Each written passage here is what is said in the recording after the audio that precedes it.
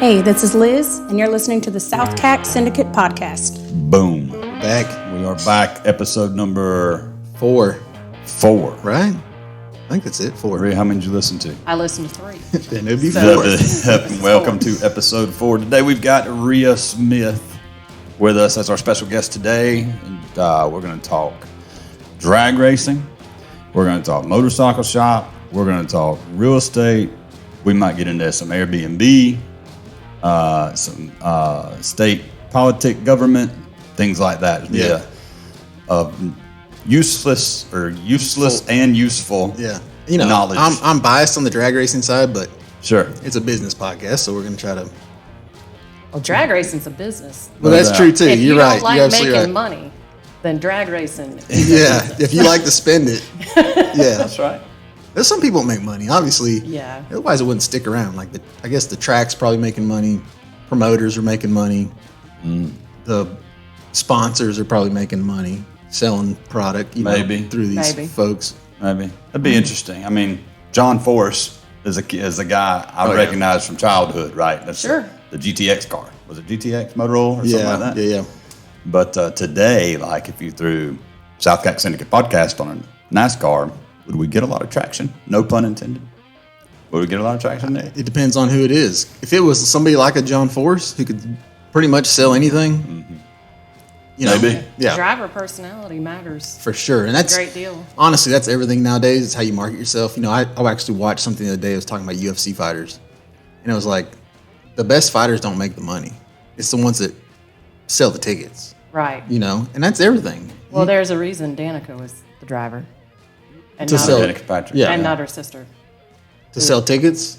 That's always the rumor mill, was that the sister was truly the better kart racer, but Danica had that Yeah, the That poise. ball and the- of that energy. Vanna White Yeah. factor, Yeah. you know, the Yeah, and I mean, listen, it is what it is. So I mean, you know, I guess in some cases you'd want to see who the best actually is, but if people don't enjoy watching what you're doing, then it's not going to matter, right? That's right. That's right. That's right. So how long did you drag rode motorcycles, right? Motorcycles, Yeah. pretty much exclusively. That was it. Never got behind the wheel. Well, I'd test pass in Chevy shortbread truck that the team I was with at the time that they had, and that was fun. That's the first thing I took down the track, was that truck. I think it was a 71, and my first thought was motorcycle. But Yeah. Really?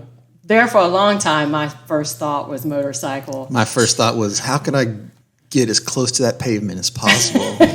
Without It's getting like- skin up. Yeah. It's a real addictive feeling. I mean, it's flying on the ground. If there was no, end line to it, you'd want to keep going. Yeah. Going. I've taken a motorcycle down the drag strip, and it's different. Yeah. It's different because the surface is a lot different than the street. Like, you can course. feel that thing like Groove. groove all and depends on a it, bunch yeah. of glue on the track. Like, Right. it's a different feeling for sure. Some of the one of the tracks that we'd race at in Maryland, they prepped that track so well. It was one of Jason Miller prepped that track. His family owned that track at the time. I think they own it again now. And it was hilarious to see people come in. Nobody'd ever keep anybody off a start line, Yeah. first of all. They'd crowd in on a bike at Stick a their burnout shoes out box, there. and they walk straight out of their shoes, Yeah. straight out of their Happens. socks, Bam. For real. fall over, Happens. be rolling around. They couldn't get up. And there was every race had like candid Yep. photos of I've walked those into guys. a bar that was the That floor was sticky. that sticky. but Last never chance? no, it's good, but never that clean, right? Yeah, it blows your mind how sticky it can be. Oh, sure, I'm It's- sure. yeah. Who got you into drag racing?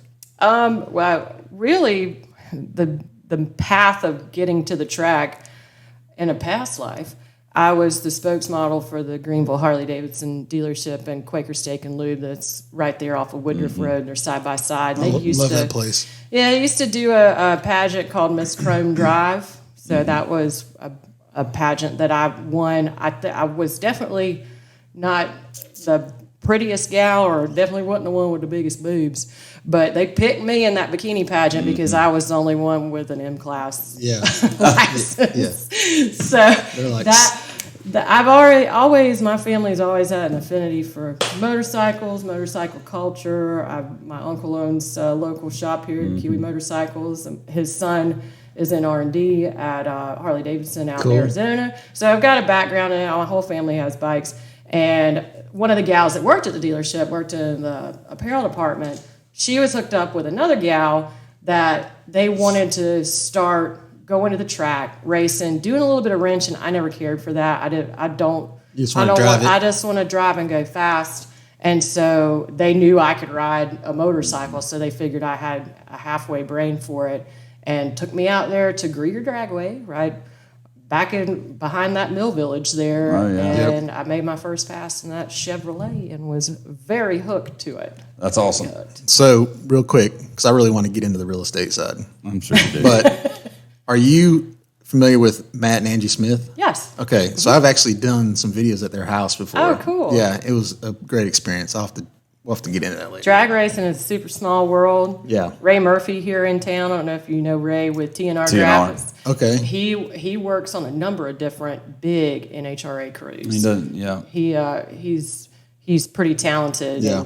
And that world is so small, you just start knowing everybody. And those folks, Matt and Angie, that's a full-time gig for them. Oh yeah. They both race. It's a man and wife team.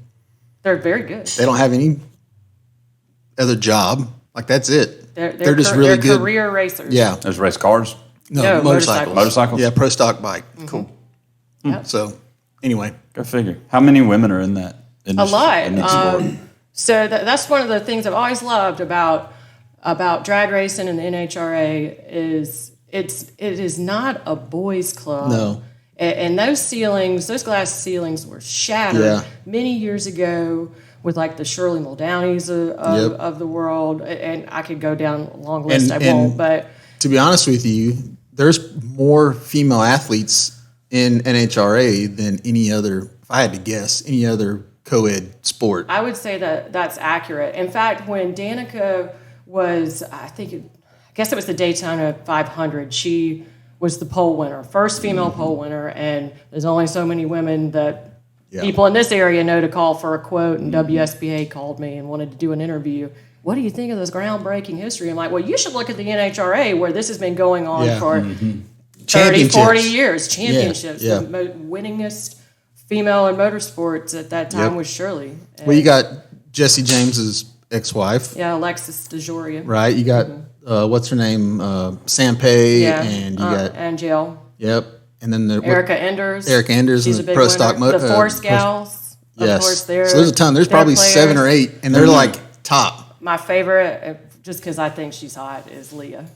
Oh yeah, Pritchett. I met her. Married Tim Stewart. At SEMA one year. She's got that it factor, like the hot girl factor, the wake surfing, the whole thing. She's like my favorite. You can tell she's fun too. If you're listening now. Yeah, you can tell she's fun to be around. Reach out. Hit us up at, what's the email?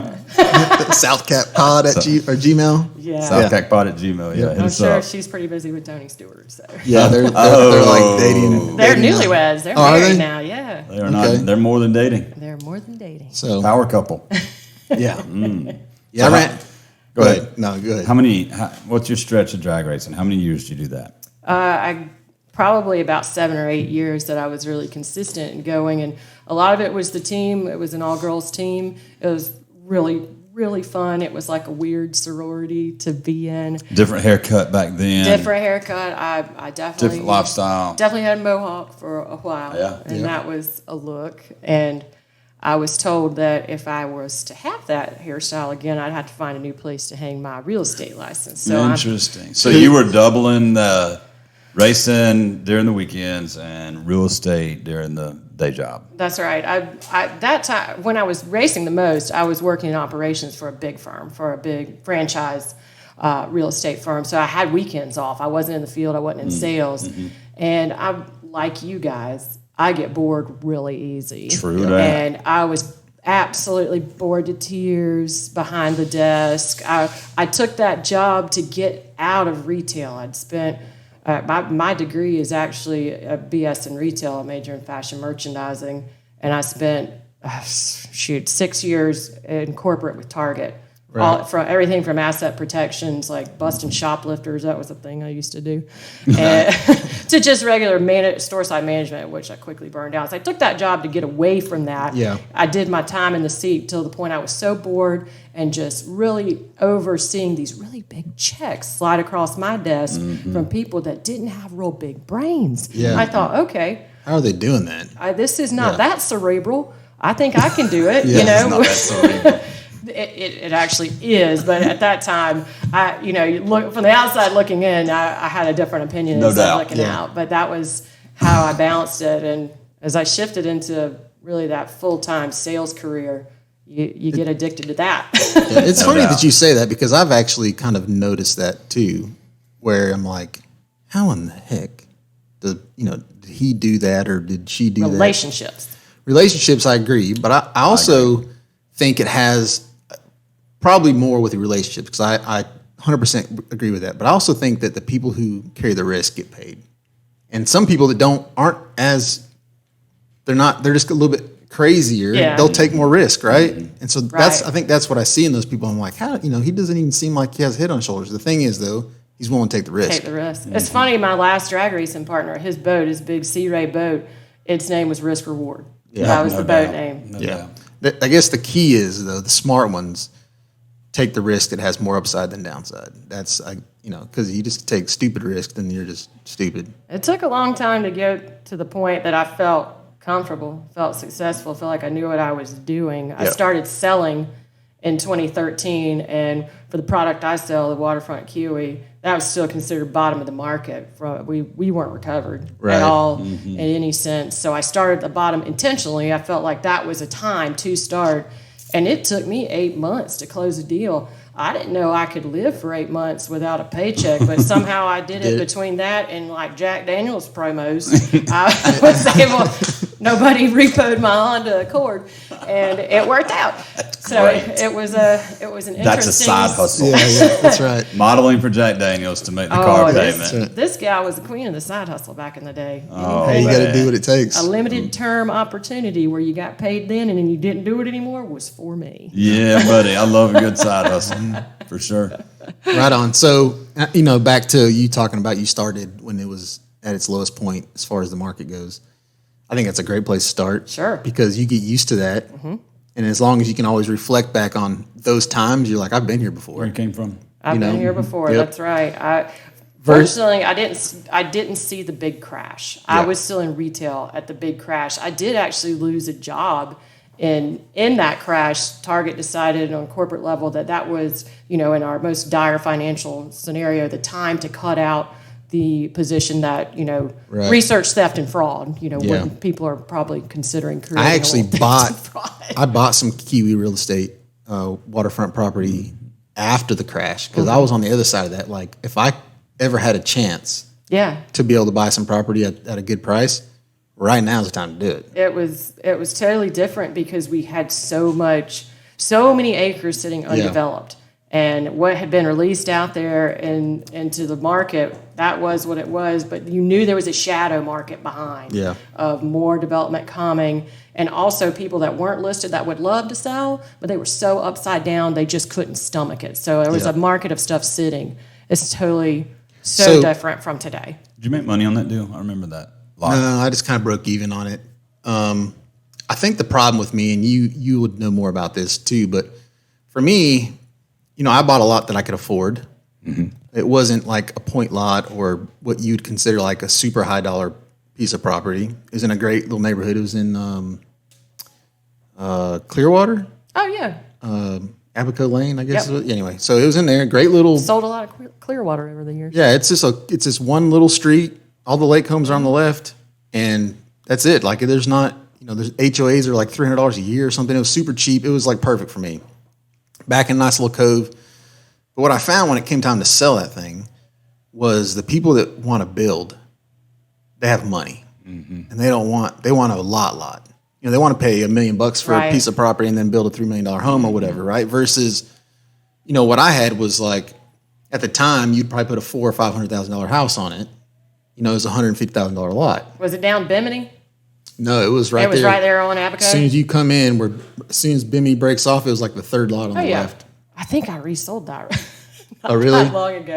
It's like I there's won't only tell you what it's sold for. there's only a couple. I'm sure.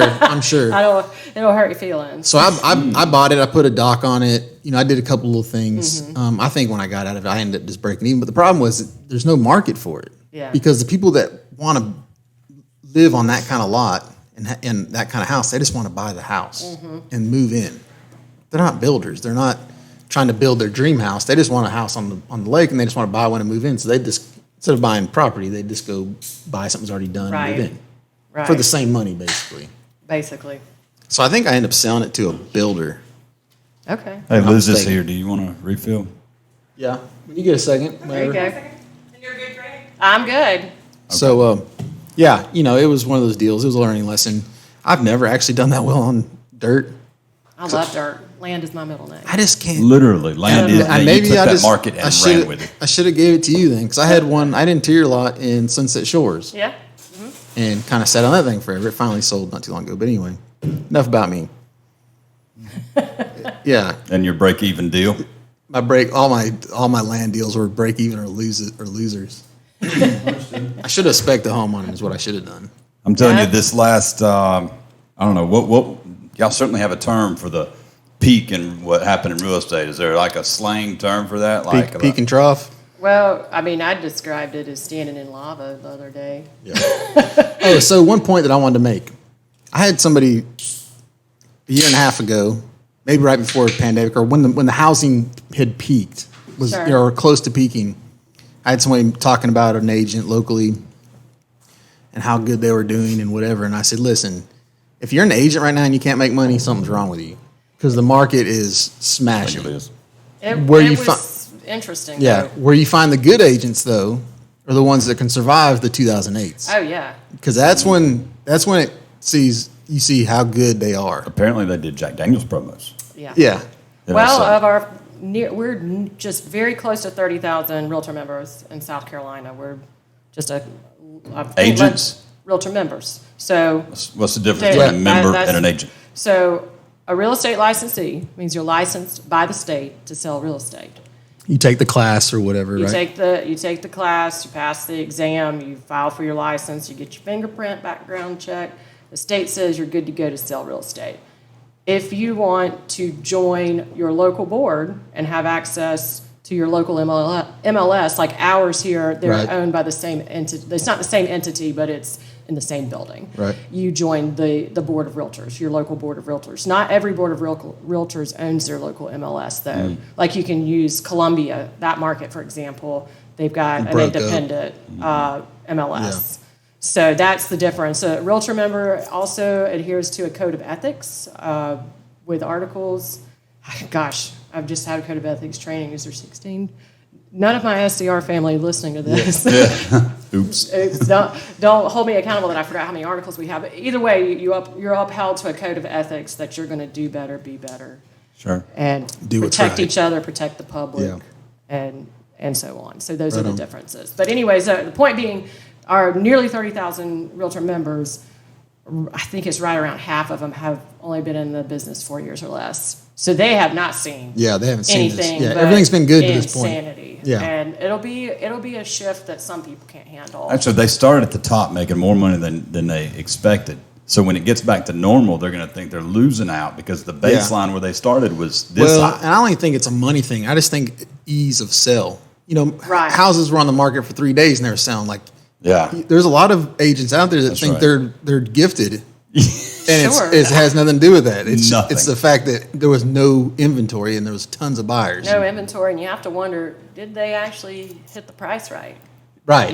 Yeah. It's not Could've been necessarily underpriced. something to hang your hat on if you sold a home in 2 hours. If Yeah. you had to put it in 2 hours, that's probably not doing what your fiduciary duty says you should be doing Right. to your client as a seller. That's right. Which it's got to be tough though when the market booms like it did, because I sold a house 3 or 4 years ago.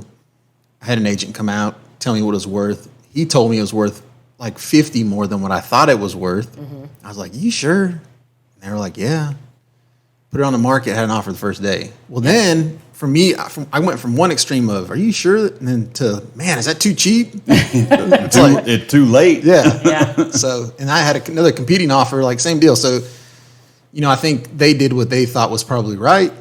Could have still been underpriced potentially, or the market there's just that much demand. It could be. It's hard to know, and it's so hard to price right now. I mean, we have comparable data that we're able to research through the multiple listing service. We're able to look at what things have sold for. That's the beauty of an MLS is two things. You're offered compensation and cooperation. Mm-hmm. So if you're a member, you have agreed to those two things.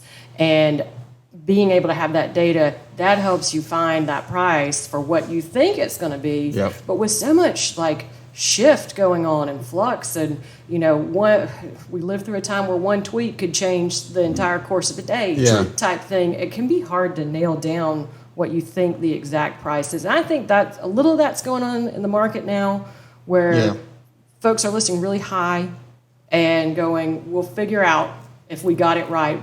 Because I'm seeing the reductions. I'm seeing the reductions take place within a week, 2 weeks. You can always come down, but you can never list and go up. Well, and I think although I've seen it, I saw it during the pandemic. Mm-hmm. Yeah. Right? It was like 40% increase. Yeah. Like the next day. Well, in the last year, 2 years, got to be tough too because, high demand doesn't necessarily equate to value of property.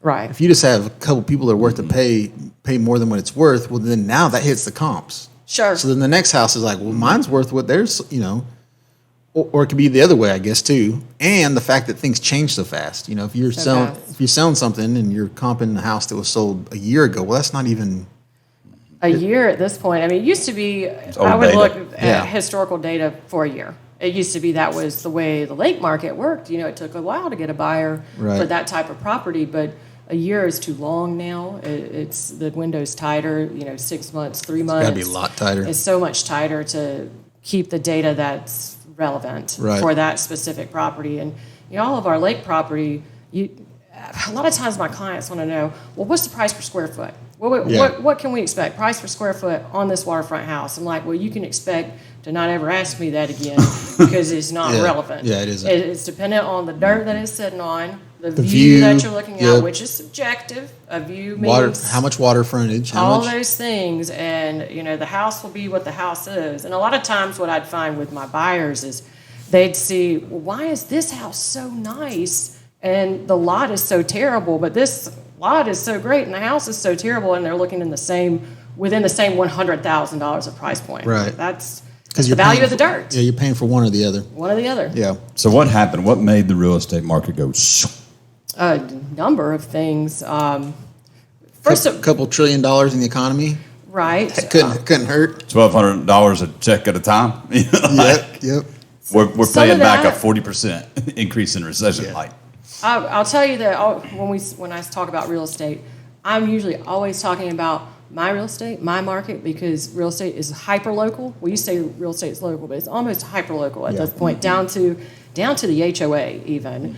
And so what I saw, what made it crazy for us, is people wanted out of their city centers when their city center locked down. Yep. They were stuck and they wanted out of their politics, which was the first time I'd ever seen that in the more than a decade of doing this. They wanted out of those places that didn't align with their politics anymore, and they wanted ours.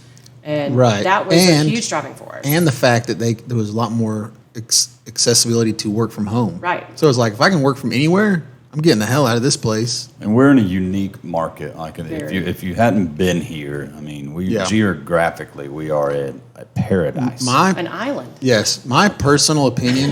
My personal opinion is like lake property still is way undervalued, and the reason I say that, and it may take time to actually come around, but so I was born in California. Mm-hmm. I seen like what happened out there.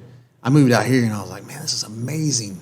And, and everybody that lived here was like, I'm getting the hell out of this town as soon as I can get old enough. And I'm like, why? Oh, we all said that. I'm like, where are you going to go? And so I could see what was going to happen here. It took a lot longer than I thought it would, but I think it's gaining traction faster and faster and faster. And you kind of see that, for a long time, you'd see a house here and there. Well, then all of a sudden, you see 5 houses going up. Now it's 50 houses going up, or whatever. The secret's out. I have a Google alert set up for my name, and then of course Lake Huey Real Estate, and I just can't tell you how many times that alert pings with Bloomberg, Wall Street Journal, Forbes, Places to live. your top 10 destinations for work from home, for retirement, Yep. for family living, all these things. And Q always just consistently pops onto those lists.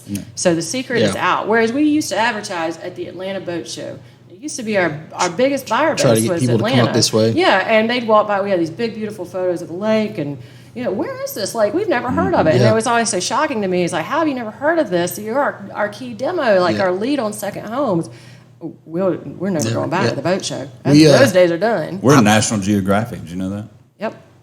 Oh yeah, Lake I Joe did- Cassie was I featured did at know top that. 25 places It's to the top- visit before you die or It's something. the last 50 great you go. untouched places That's right. on the planet. That's one thing that's cool what about our- Joe It's Cassie. a big deal. There's It is a limited deal. real estate up there. Sure. Yeah. Yeah. So we used to drag race on On Highway 11. on McMahon on the second bridge. Oh my Oh, gosh. yeah. That tells you how many houses there were out there at the Yeah. time. You, None. you ain't doing it now. No. No. I mean, we start on the bridge because it's concrete, and then there's that long stretch of. Yeah. If you do that now, expect to be featured on the Friends of Lake Oh, yeah. Erie Yeah. Facebook group. Well, you instantly going to get you're going to call the cops instantly. At the time, there was nothing out there. There was no No. houses. Well, you to could hear also you. bridge jump back then. You You can should. stop that. the car, Yep. everybody park there, and start jumping Yep. off into the lake. Like, Yep. great. Let's It's keep going. A different time. Absolutely. So, where do you see us going in the next 3 months, 3 years? It's a tough one. 3 months is hard. 3 years is hard. I think for us, normally here at the lake, here in this August month, it can be slow. And then we see a push there at the end of the year of more closings. You get close to the end of the calendar year, the fiscal year, people make financial decisions either at the start or the beginning of the Tax next year. related or whatever. Tax related. Yeah. I will say I came here from a meeting at our Realtor Association, our local one in Anderson, with Congressman Duncan. The question was asked, what are the rates going to do? Are they going to keep rising? And he was very, very firm. He's like, yeah, they'll just keep jacking them up because they're doing everything they can to slow out this inflation. Obviously, it's not slowing. No, they'll keep raising it They'll until keep they see raising the rates. turn. Yeah. For my client base, they can remember rates at 18%. So That's they're right. not intimidated by a 5 Yeah. or even a 6. And they're usually, they're conventional buyers by choice. They could be cash buyers. They could be paying themselves their cash back Right. in a refi after closing. They're not as deterred. It is for our in-town buyers, our standard single-family home, 30-year. 30-year mortgage. Some of those people are priced out. I mean, Yeah. you're talking about this time last year where the rates were to today. The average home in America, according to our chief economist at NAR, Lawrence Yoon, is $500 more a month. Yeah. That can mean the difference in home ownership for some families. So I think what we'll I'm start looking seeing at. a decrease or a decline in home buying, not because the price of the real estate is too high, but they can't make the payment work. Yeah. Right. The And with the new product not as supply costs have not seemed to come down yet. Like they're Yep. seeing it in the supply a little bit start to level, and some of it coming down, but some of it's up. There's still so much flux in build supply costs that we're still not getting the new product nationally to Right. meet that demand, and we're short a lot of housing. See, I units. think what I'm starting to do because of everything that's going on is I'm waiting for the opportunities. It may take a while. The market's going to slow a little bit. Prices are going to come down. And then what I'll do is I'll take the risk of the higher interest rate initially in hopes that at some point right. they'll come down, I can refi, and then I got the property at a decent price type of deal. A few of my last closings have been adjustable rate I mortgages. don't know that I'd go adjustable. I think I'd just eat the high rate Yeah, because that adjustable stuff's scary. It to is me. scary. It's like, man, you could end up in the 70s again with 25% interest rate. You don't know. It is a little frightening, but these are folks that they could probably pay their note off. They just right. That's right. That they think there will be an opportunity to grab a lower rate, and if Yeah. not, if they can't stomach it, They're just going to play the they're game. going to play the game and Yeah. pay it off. That's not a bad call if you can do that. yeah, for sure. You've got to be because what cash flush to do it. though. typically adjustable rate's cheaper than a fixed rate anyway, right? right. Of what, a point or two? What is it usually? It just depends. It depends on the product. It depends on the provider. So- they can raise that X amount of points in a certain amount of time. And so they'll let you know, depending on the provider. but I'm talking about just when you actually get the loan, they'll give you a flexible rate cheaper than a fixed rate. To start, to grow your business, sure. Yeah. But they can go up, and I don't know this, but they can go up like no more than 3 points in 14 months. Yeah. Or something like that. But at the end of your 30-year note, it can go up as high or not higher than 12. Right. Well, I think we'll see a normal, like 12 will be like, oh, cool. Yeah. That's normal. not bad. Yeah.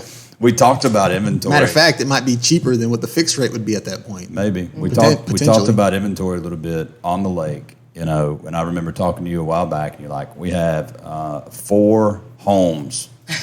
Now, it wasn't quite that dire, but it was pretty bad if you consider. Now, to put it in perspective, Lake Kiwi has more shoreline than the entire coast of South Carolina. Is that correct? Correct. There's 300 miles of shoreline, including island shoreline. We have 30 miles of insane. island shoreline as well within the. For those that aren't familiar with the area, we have 3 lakes in the area. We have Joe Cassie, which is a very clean, pure, mountain runoff style lake. Sure. Mm-hmm. Very limited real estate. There's only one little section that has how many houses, maybe? Roundhouse Point.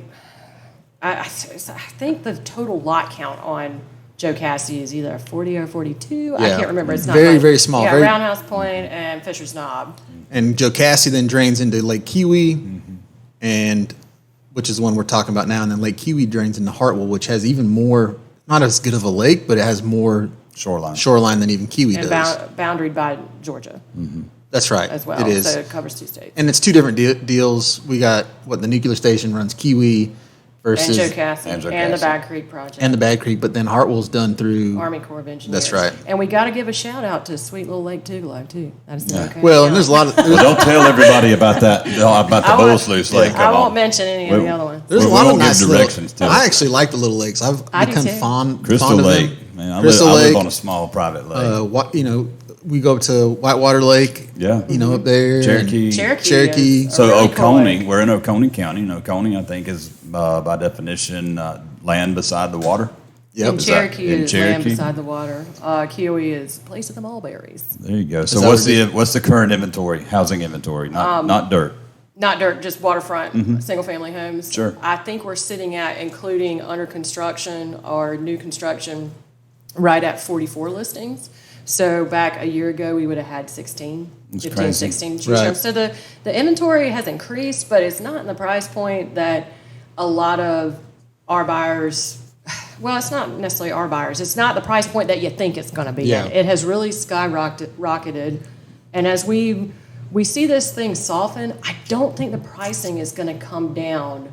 I think it's going to get we flat normal? somewhere. We're a little normal. If you think about we did not have high rise in price or even like a traditional historic rise as we came out of 08. Yeah. This was a major correction. I almost think we would have, if we had no 08, we would have still been here. We would have still landed at this pricing. In 08, we didn't get hit like everywhere else did because it wasn't overpriced like a lot of places were. Like Miami and anywhere in California. Like my dad, I think he lost half of his equity in his house.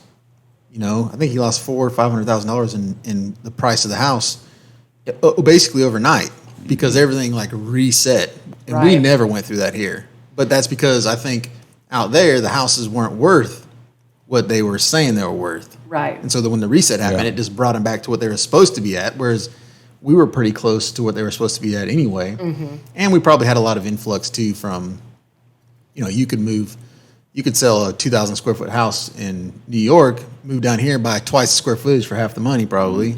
So a lot of people doing that kind of stuff where they're. And we still have that going on because our cost of living is still. Yeah. I mean, it's incredible compared to other areas in the nation. We're really competitive. Like with the Knoxville market, they have a very similar cost of living to us, and that has continued to drive the influx of folks that want to be here. We just went to Knoxville for the weekend 2 weeks ago. I've never been to their downtown. It's really? Yeah. I actually described it to a girl, Holly, Yeah, who grew we up were in talking about that Knoxville. yesterday. I was like, this is a cute little mountain town. She's like, mountain town? And I'm like, well, it's not St. Louis. It's a mountain town. Yeah. To me, coming from a long time up in the Midwest. But cute little town, cute little shops, very friendly people. I'm looking forward to going. Food. Knoxville's pretty big. Yeah. Yeah. I mean, it's. We walked our Is it comparable to Greenville? Not Population-wise? I don't know about population, but the layout is different. I think population wise, it's probably as big. Okay. I don't know. I've never been downtown. And it's Knoxville, a so I don't river. It's a true river town. Okay. Greenville actually has just the Reedy River running through it. And Yeah. It's not like a It's not river like town, a but this state is like along it. transportation river. Yeah. So Like Nashville is a river town. that's right. Right. Yeah. Nobody thinks of that either. No, it is. They think it's a drinking town with a music problem, yeah. but it's actually a river town. You have to walk over that bridge, you realize it's a river town. Don't wear flip flops. No. No. All right, we're getting off track. Yeah. So question. So we're talking about, financing and interest rates and all this thing. Let's talk. I want to talk a little bit about like hard money. And do you have any clients that do that kind of stuff? Do you have any clients, I guess, that are even in that kind of market where they're going to need some kind of hard money or bridge loan type stuff? Not really. No. I mean, it's not my business. It's not my business model. It's not what my clients You're just come to me selling with. high-end homes. I'm just selling high-end dirt and homes, and occasionally, and I'll service anybody that needs my help. Right. I'm good at what I do, and if somebody comes to me with something that I feel like there is a better fit, I'm not great with first-time home buyers. My average transaction, my average client has been through 8 transactions Right. already in wow. their life. So I'm already like way down the road in Yeah. what I'm saying to them. So I'm not great with first-time home buyers, although I will help a first-time home Right. buyer if they're somebody that really wants me Right. to. And I Because guess, I believe in fair housing. So yeah, that's and I guess important you could for me to always do get that. them who they need. Sure. Maybe need to be with too, if that's the case. That's the beauty of being politically connected in our trade association is I can tell you literally anybody I think almost in the nation, I've got at least somebody, if they're not doing it, they know somebody that does. Yeah. And that's the great part of real estate is that network. Back to relationships. That's Back kind to of like us relationships. in anything but real estate. Like we just know a lot of people. It's all about connections and relationships. Yeah. That's I thought you were right. going to say we know a lot of stuff, and I was like, No, but we know people that do. I don't know anything. I just know little bits of lots of different Useless stuff. information. And most of it's useless. My wife looks at me all the time and is like, why do you even know that? I'm like, You I don't know. get down That's the right. Google hole and you start learning. I just this heard it stuff. one I time. have to Google. If I don't know it, and Megan and I are having a conversation, and she's like, "It doesn't work that way," and I'm like, "Well, hold on, let me Let's just find out. Find out Google how it." it works. Let's So- educate ourselves. It bit me one time because he's like, "You just always have to be right, don't you?" And I said, "No, but I do have to be educated."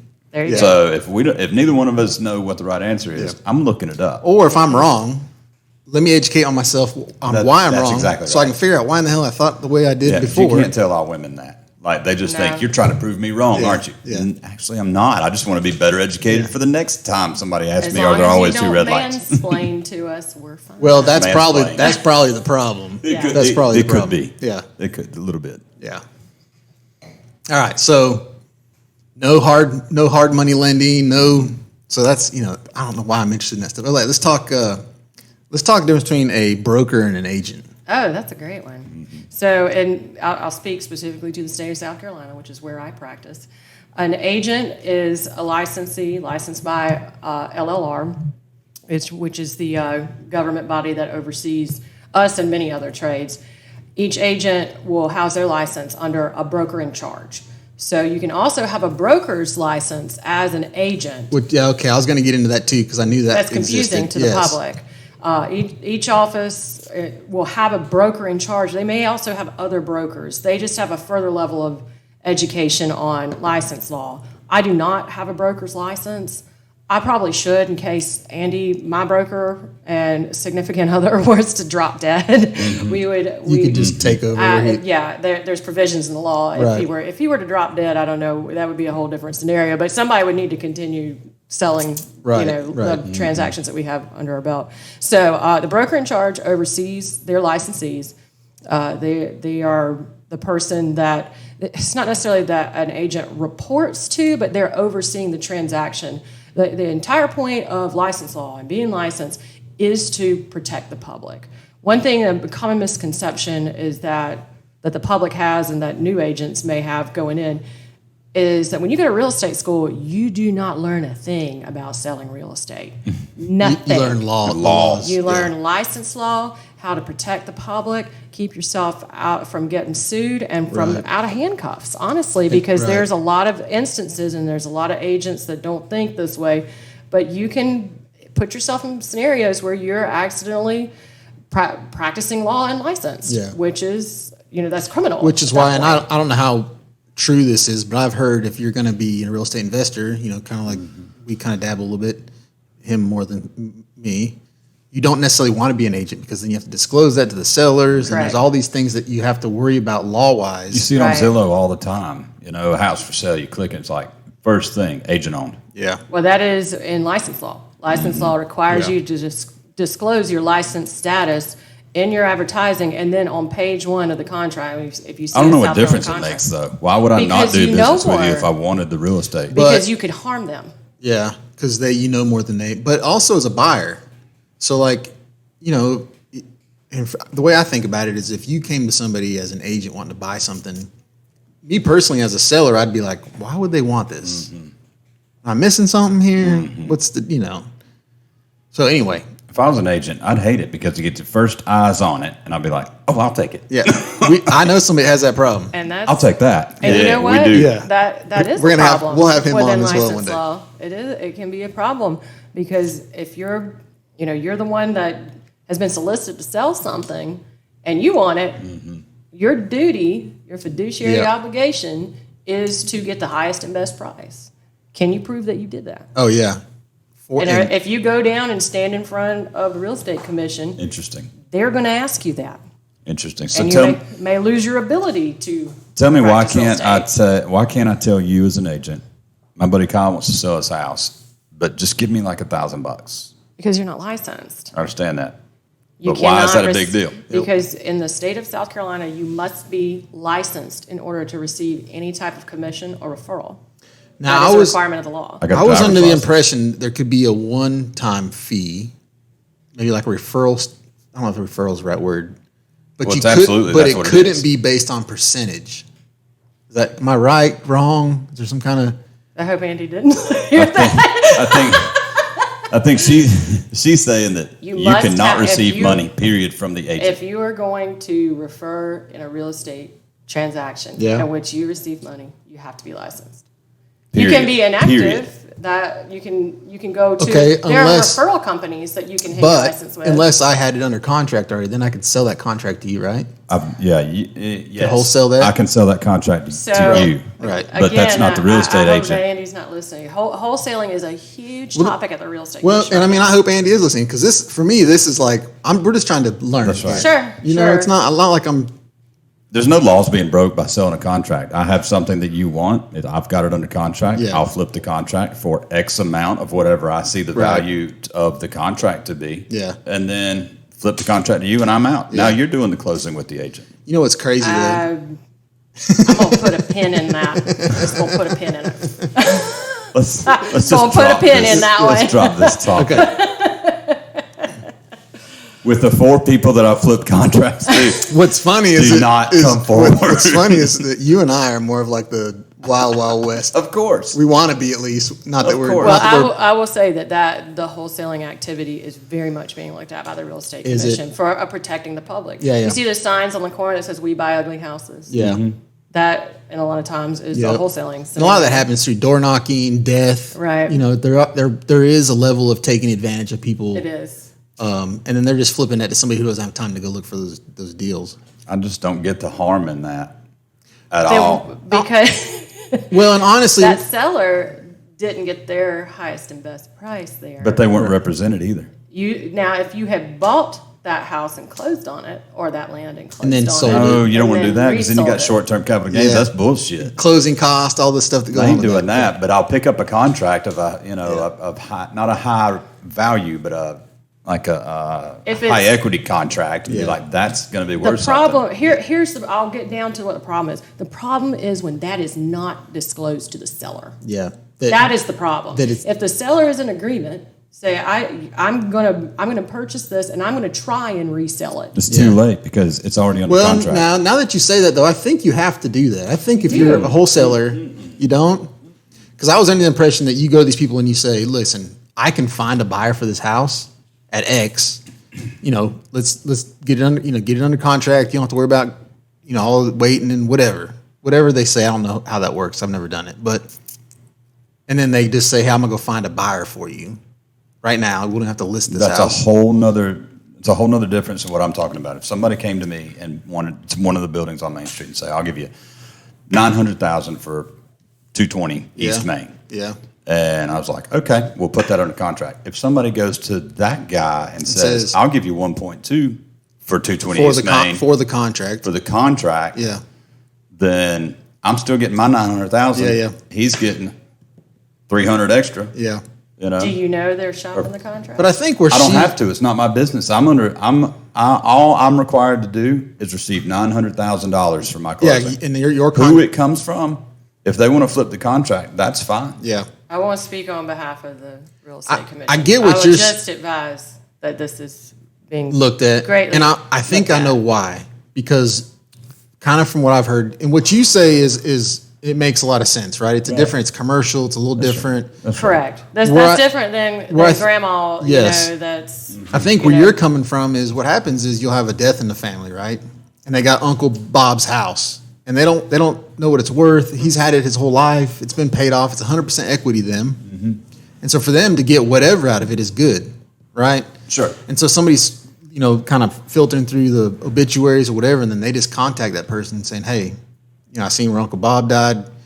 I'd love to buy that house. I'll give you X amount for it." Well, what she's saying is they're not telling them, "Hey, this house is actually worth." Right. That is a free choice. I get that. Period. I get that. But that's where she's No, coming I get it. from. There's some shysters out there. Yeah. No doubt. But if The you're purpose making of a the free real estate choice. commission is to protect the public. It comes down to that, and that's why. See, okay. This is going to be good because Again, I won't speak on behalf of the real estate listen to commission. me. I think that protecting Uncle Bob's family is very important. Yeah. Right. I totally get that. But then you're kind of getting in the way of my Constitution. You're telling me how I can sell my house and what I have to get for it. And that's just wrong. Yeah. I'm not saying that it's a have to. I get why they want to look at it, though, and make sure that people are not being But if they put a law in stolen. place, what law would they even think about putting in place to say, I can't call Kyle? Wholesaling law. There's about 12 other states that have one. Yeah, it could be a wholesaling law, or it doesn't have to be that. It But could who still be, said, what if I don't flip the contract? What if I just want to pick up your $100,000 house that is just a burden to you for $40,000? that wouldn't be a wholesale, though. That's not the same scenario.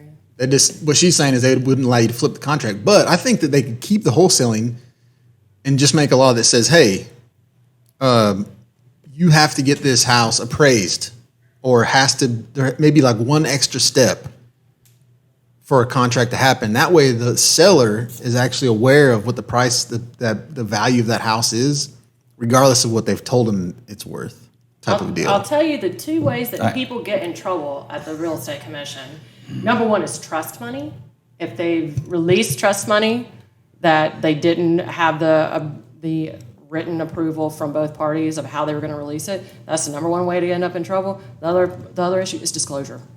Not disclosing certain things. Material facts. And there's always, what there are different levels of disclosure and what's important, like Airbnbs, for example. Yeah. Should you disclose that this home is next door to an Airbnb? If I know that, I'm going to disclose it. Right, but if you think it's going to hurt the sale of the house and you tried to hide it, Try not to. Yeah, if that could be problematic. If you didn't disclose the property, there's an argument about farms. That right. if the primary property backs up to a farm adjacent, a chicken house. Yeah. Do you disclose that or not? I do. I disclose lots of things. I actually like the smell of farmland. Mm-hmm. I'll take That's weird, I know, but Let me go back to your appraisal thing. Okay. I'll take your appraisal and raise you a home inspection, which dilutes all your appraisal. you're right, Oh, and that's fine. 100%. Right. Not 100, but you'd be surprised what these guys come up with. Yeah, and maybe that's what would happen was that if there was an extra step in there, where look, this thing has to be appraised before a contract can happen. Maybe it's like a legal thing or something, where the seller at least know, even if it's not sold through an agent. Yeah, I know an appraiser, so I'm going to call him and have him give me the appraisal, and then I'm. Yeah. Mm-hmm. Well, I tell you what, this happen. is wholesaling, right? Like what totally makes that a non-issue? A slow market. That takes the game. It takes it out of it. When you don't have a really hot market, it's hard. It would be harder to sell a contract unless you absolutely just really lowballed Right. somebody, gave Yeah, up 'cause $30,000 for a home that really is worth $100,000. As a wholesaler, the buyer of your contract is looking at flipping that property themselves. They just don't want to put in the work to go find the properties, which is why they give you a cut on the wholesale, right?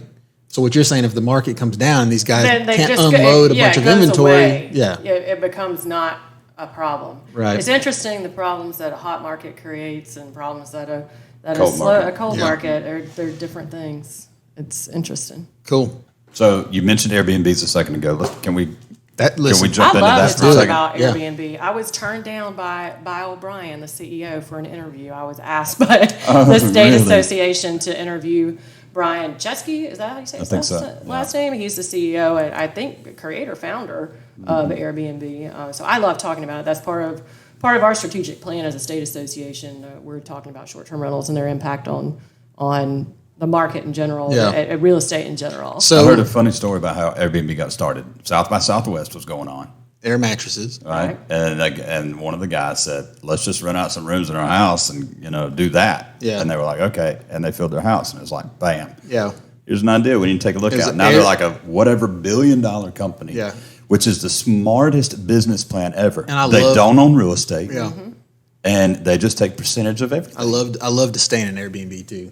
I do It's too. like my favorite thing yeah. to do. I love and even my mom, who goes nowhere, she shops on Airbnb all the time. Just to see She's what's like, out have there." you seen this listing? I'm like, no. You just had an Enough to do. Airbnb notification I know. pop up on your I phone. saw that. I think I told her, Have I you was got like, guests in? listen, oh, they have a pontoon hooked up. Okay, well, that's Ready to about go. right. That's fine. So have you heard of the Airbnb of car rental? Yes, Turo? Turo. Yeah. You ever done Turo. it? I've never done it. Interesting. I've done it one time. You know what? My dad says that you don't loan out. Well, so Boats, this guns, and women. well this is how There's a cooleyism there. Boats, And I- guns, and I women. agree with that. And motorcycles. because I've had people ask when I first did it. I'm a car guy. I had a lot of people ask me. It's like, no way in hell, because I rented I think it was an M3 or something. They're like, there's no way in hell I would just let some random dude drive off my M3. And I was like, yes, if you owned an M3 and you could afford it, you wouldn't do that. But if the only way you could afford an M3 and you really wanted one was to let somebody else drive it every once in a while, that's an option that some people could use to have their dream car, right? Or maybe it's just a side hustle. No, I mean, it could be a side hustle as well, but What'd you I'm pay? kind of like you too. What'd you pay? I don't remember. A couple $100. For the day? No, I had it for a couple days. It was the weirdest process ever though, because I showed up at this guy's house I'd never met before. Oh, man. And, I knock on the door and he raises the garage door and he drives this super nice Beamer out. And we walk around it. We kind of agree on what kind of dents or scratches or whatever's on it, right? And he has like this little sheet that comes from them. We check it off. We both sign it and he gives me the keys. And I don't even know how to operate the damn thing. I'm getting in there. The windshield wipers are going, the blink, and I'm like, how the hell you work this thing? And he's got to be looking at me going, oh, shit, I'm letting this guy What take have my I car. done? I get in it and I drive off, and I'm like, this is so weird. I'm just It is driving a off with bizarre some dude's concept. car, never met before. He's watching me go down the road, and I probably put 300 miles on it while I was out there. We went kind of across the state, and 3 days later, I took it back to him. We agreed that everything looked the same, and It's crazy. Wow. I don't think I have the nerve. Like, I get so attached to, Yeah. my boats. see, and I do too. But if you had a boat, say there was money to be made in it. Mm-hmm. For instance, with your Airbnb, it's on the water, right? Sure, yeah. So what if you knew that you could make some extra, like you could tack on a boat? You could go buy a boat if you felt like it could cover what the boat cost. Is it weirder to think about somebody driving your boat or think about somebody sleeping in your bed? Well, To me, but it's not your bed usually. It's usually just a bed. You own it. You happen to sleep in it once in a while. I mean, have you been on Kiwi lately? As far as what? People, Well, they check their brains at their dock. I don't Yeah, go on for the sure. weekends. Like one of my rules It's a is Monday through Thursday event for locals. if we're on the lake, we keep our boat in the water, so I can get off work, head out there, get on the water, and spend the evening, which is my favorite time to be on the lake anyway. Right. I love to watch the sunset out there. Well, renting cars is totally different from renting boats. You're right. Most people have the proficiency to You're drive right. a car, even You're like right. a fancy, nice, like something with horsepower. You're absolutely right. But a boat, like, I'm amazed at the people that treat Kiwi like a swimming pool that has a deep end all the way around it. Yeah. And I see people do stuff that convinces me they don't love their children. Yeah. You know? Like, Well, and boats are hard to drive. Or you've got college kid or high school kid or middle school kid with daddy's boat. Who is just like, oh, let's just go. Doesn't know what red means, doesn't know what green means, doesn't know what side to go. No, Yeah. doesn't know. Doesn't know what a buoy is. You're right. It's a free-for-all. It's a free-for-all. Yeah. Don't Like know July who to 4th give on way Kiwi is to. a death wish. I would never be on Kiwi July 4th. No way. Unless it's like the ocean. Unless it's at night to go watch fireworks and everybody's going slow. And that's terrifying. Yeah. If you once the fireworks are over, Then everybody takes it's off. just like insanity. Yeah. I mean, I watched somebody like Black pull Friday a at tube Walmart. through the fireworks one year. I'm thinking, you don't love your kids. There's no way. This Yeah. is dark. First of all, it's not legal. Like Yeah, DNR yeah. would ticket you immediately Yep. for that. And it's like, well, you lose this kid, and you never find this kid amongst all these boats. And somebody will hit them. Oh, yeah, they'll run over them. We'll just go to Rio's Lake House on Kiwi and watch fireworks. What got you into your first Airbnb? Well, when the lake house was being constructed, in my mind, it was always going to be partially available as a short-term rental. So I occupy it on really, I don't, let me reverse that. I don't lease more than 72 days. Yeah. Because that is my limit on what maintains my 4% owner-occupant status. Gotcha. So I would then shift if I were to lease it more than 72 days, and You we get know that the 6% county bump. knows if you have. Yeah. Then I would be losing. I'd go up to 6%, which we know it times the millage here in South Carolina, 4 to 6%. It really is about 380% more in property taxes. Yeah. And at that point, it is not worth it. I'd have to lease $365 to make the additional. And then you couldn't tax. enjoy the property. And it's about enjoying it. And Yeah. I enjoy creating the experience of it. I love the families that come and make use of it, and the girlfriends trips, and the couples that Right. like want to take a getaway with another couple, and creating that experience of home at the lake. Because we've all stayed in bad short-term rentals or bad beach Yeah. rentals that have like the melted spatula and 3 forks. Yeah. Mildew in the shower. Yeah. All the switches are labeled. The towels are like raggedy. I can't Yeah. stand switches labeled. I know. And it would make my life easier if I would, but I can't stand So it. we were That doesn't feel like home. We were at Fripp, last week? Mm-hmm. So my thing is I go down and talk to the agent down there and just see what's for sale. Because, like one day I don't know if I would want to do it at the beach, though. I think I would do what you have done, because that way I can enjoy it. I don't have to drive 4 hours to go enjoy it. I just drive 20 minutes up the road and I can go hang out, But anyway, it's always interesting to me to look at that stuff. But you can definitely tell the rentals from the non-rentals. You can. for sure. And that's something I pride myself on, is my feedback from the guest is this felt like being at a home. And I'm very, this is a rare opportunity that I did not personally check in my guest. I couldn't time it out because I'm with you guys. I'm going to go over there when I leave and greet them and make sure, number one, that they're behaving and not giving my neighbors a bunch of hell. Right. That they're doing what they're supposed to. But that's one of the things. I get that feedback, and I also welcome them like they are a You're at friend. my house, yeah. You're staying like you would a family friend that's coming to utilize your space. You ever And had a they bad genuinely- guest? I've had a few bad guests. And every bad guest I learned something from, and I never had a bad guest quite the same twice because of that. I've been able to tighten up my communication in a way that they will behave within the boundaries you give them. Yeah. And sometimes they didn't recognize the There boundary. was a boundary, yeah. We've had some bad guests. We've got 2 second homes, right? And then 2 the lofts over Main. One lady came in and took all of the pictures off the wall. Took them with her? No, Oh. just put them somewhere else and rearranged, and then rearranged the furniture. Why and, would somebody think they could do that? and stole the guest book of where people sign in and where they're from, or what Really? they're doing in Ohio. It was So strange. bizarre. Megan had to call and get all of the husband, and he's like, "Oh yeah, so sorry about that. Like it happened before. Like he Like knew. he's been yeah. through this again." And then we had a guy from California kind of open the She window. like a kleptomaniac or something? I have no clue. That's a very specific klepto, though. We had a guy I open. gotta have this personal item. Well, that'd be the guest book, though, Yeah, right? the guest book. I mean, I Maybe. love my guest Like book. a guest I love book reading fetish? what's in there. Want to read the names? flip it through the microphone. We had a guy open the window, stick his legs out, smoke a joint on Main Street Wild. Oh my word! And so I had to let the windows down, and I just put like sheetrock screws in the windows. Oh my gosh! Which tells me this is why hotel rooms don't let you you open the window on Yeah. the 32nd floor. Yeah. They're afraid you'll hang out and smoke a joint. I don't know. Afraid you fall out. That's what I'm always looking at as liability. And to me, the boat. There are so many people in the You're boat right. rental business that You're right. I don't take that liability on. Certainly Yeah. not with my own boat. And I do give them paddle boards, and that seems to be something that sets the listing apart. They get paddle boards and kayaks and a Right. hydro bike, but I don't give them my Hobie boards because those are nice. Yeah, and they might mess them up. Yeah, you give them the ones that are made for that.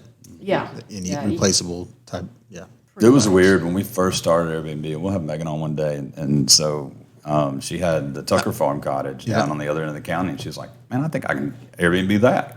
Man, Yeah. I'm living here at the lake told- house." So It's a great stay. she downloaded the app, took pictures on her phone, put it on there, and she's drinking wine. Everything's grand. She's like, And oh shit, somebody the just rented it. The next morning, there was like 4 bookings, Yes. and she was still living. Like, had a lot. Yeah, of I gotta her move personal- out.